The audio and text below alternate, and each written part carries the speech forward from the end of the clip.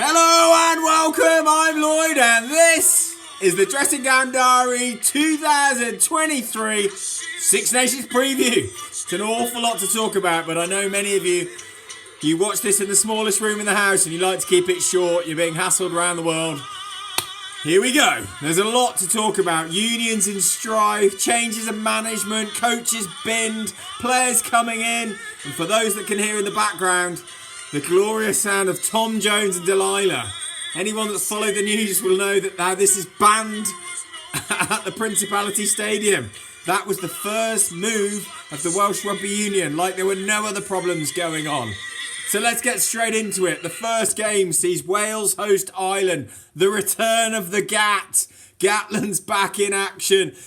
Wales made the right decision in binning Pivac. Did they make the right decision taking Gatland on for a long-term contract? Only time will tell. He's certainly the right guy for the short term to get through to the Six Nations and probably through to the World Cup. He's picked what's got to be one of Wales's oldest ever squads.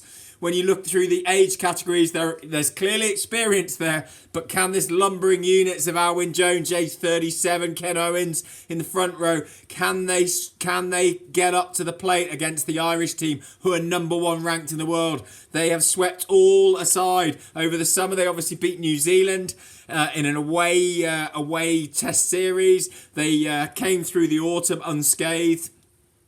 They are the number one team ranked in the world, but they've been here before. They did exactly the same in 2018, and then come the World Cup year, 2019, they stumbled. Will this year be different? Farrell certainly hopes so.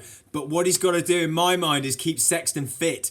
Their backup, Carberry, is nowhere near as good enough. He can't make Ireland purr as they do when Sexton's playing. So how do you ensure that he gets all the way to France in not so long now? We're talking October, things start. But this game has an awful lot riding on it. Gatland's already quoted as saying, well, it's a free hit. What difference does it make? Wales aren't expected to do anything. They're ranked 9th in the world. They lost their last home Six Nations game against Italy. They lost to Georgia in the autumn. They are struggling. But he knows how to unite the players. He knows how to bring more out of them.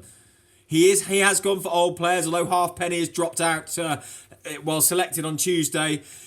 Ireland haven't won in Cardiff since 2013, but they won't be too worried about that. They know they've got quality. They know they're an athletic, dynamic team. This really is Wales are up against it. The bookmakers are offering 5.5 to 7 points for Wales on the handicap. You probably got to be looking.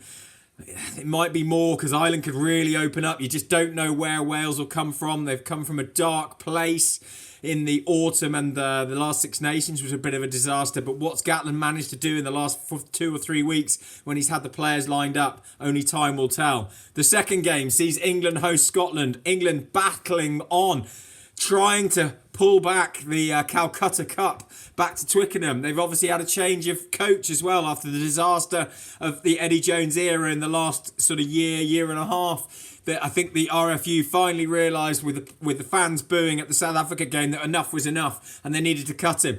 The question is, though, is Borthwick is he too naive? Is he too inexperienced to take on the task of what probably is the biggest job in rugby? The Kiwis might argue that winning bill for New Zealand is a massive task. But we're talking about England here. They have more players. They have more money. Well, they kind of did have more money. They can't manage themselves very well.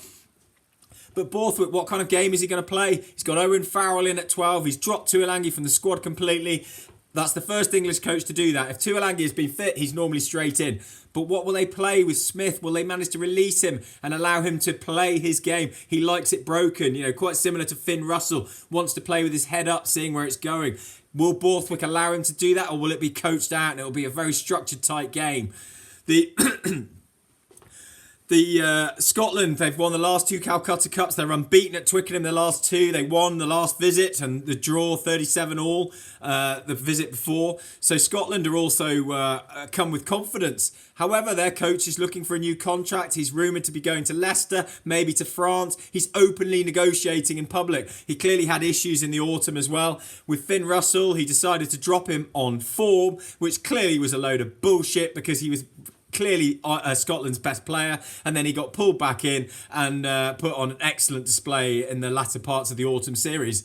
So Scotland are, can Gregor Townsend move them forward, or has he gone as far as they can go? There are question marks. There are quite a few of the Lions players are out. They've been dropped. Hamish Watson is unfit, although he's played one game. Chris Harris is out.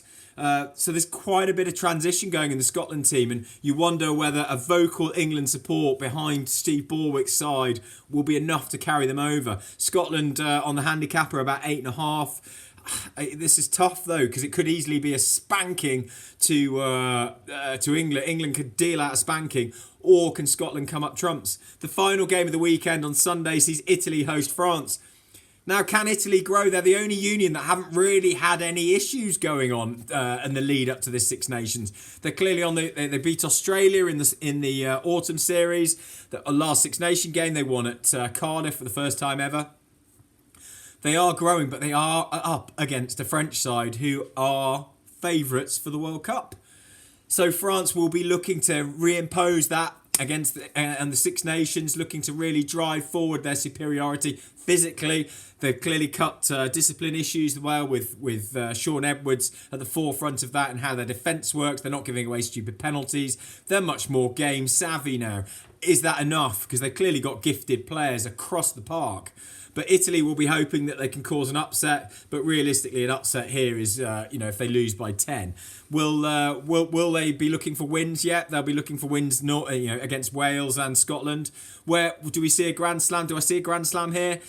If Ireland can win the first game, they're on for the Grand Slam. They should beat Wales. France have got to travel to Dublin. That's going to be an enormous game. Can Scotland spring an upset? Can England spring an upset? England will be, I suppose it's the same, isn't it? The first week, everyone thinks they can win the Grand Slam. Wales have done it coming from nowhere in Gatland's first year in charge in 2008, where they were nowhere to be seen, and then suddenly they win the Grand Slam. So it is all to play for. It's a very tight Six Nations this year, with different coaches. The landscape is moving all over the place, and it's just hard to call what's going to go on in these first few weeks. We'll know a bit more after round 2, I dare say. But Freddie's flutter, I've thought long and hard about this.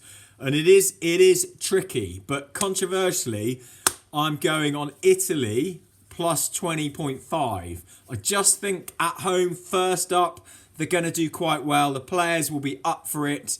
France, we don't know what we're going to get. You hope that they're going to be disciplined and organised, and they should be with the structure behind them.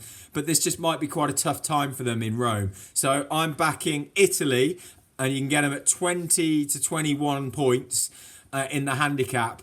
So you guys enjoy the Six Nations this weekend. It is such a good start to the year. We're here, we're amongst it. Get on it.